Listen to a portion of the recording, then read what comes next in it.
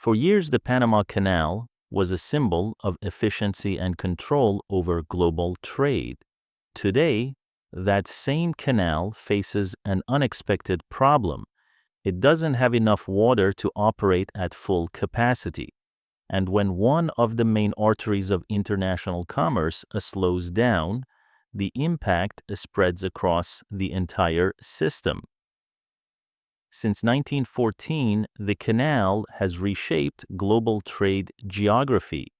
It connected the Atlantic and the Pacific, cut thousands of nautical miles, and reinforced the United States as an industrial and a strategic power.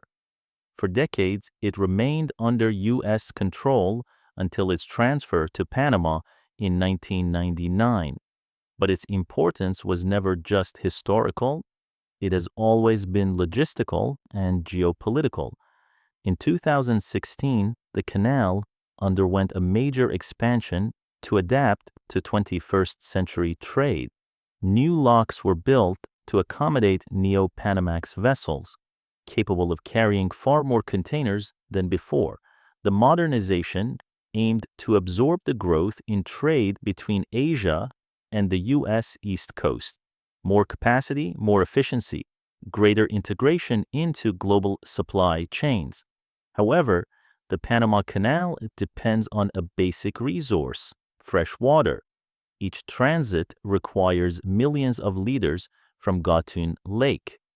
When rainfall declines and water levels fall, the number of daily crossings must be reduced. That is exactly what has happened in recent years due to more intense and prolonged droughts, fewer daily transits, draft restrictions, slot auctions.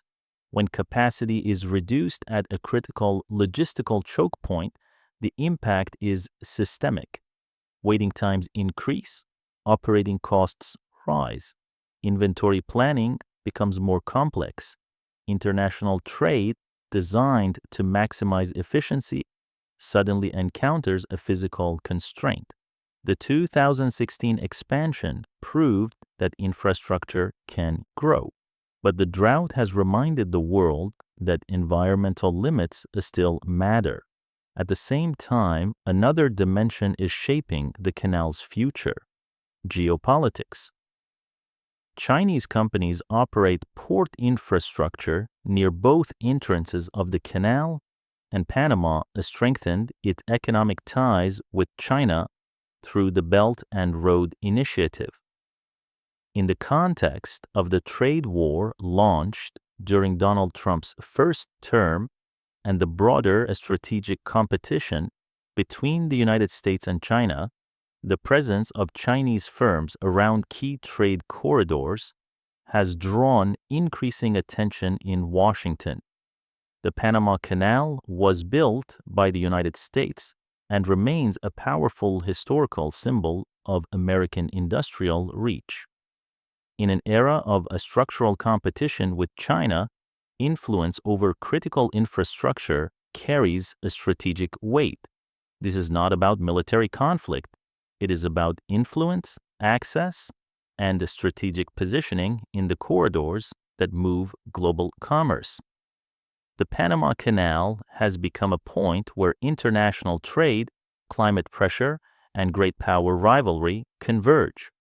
When one of these forces intensifies, the entire system must adjust, and adjustment comes at a cost.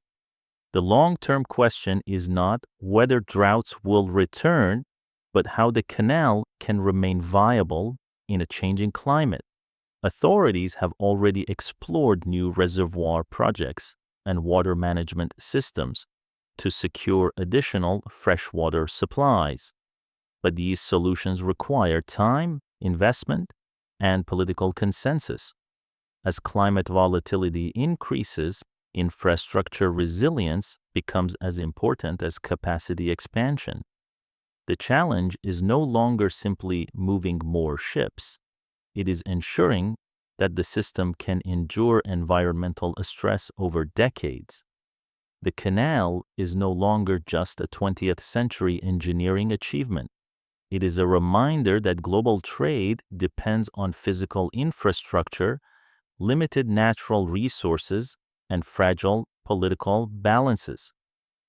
If you found this analysis useful and want deeper insights into how climate and geopolitics are reshaping international trade and supply chains, make sure to like the video and subscribe to the channel.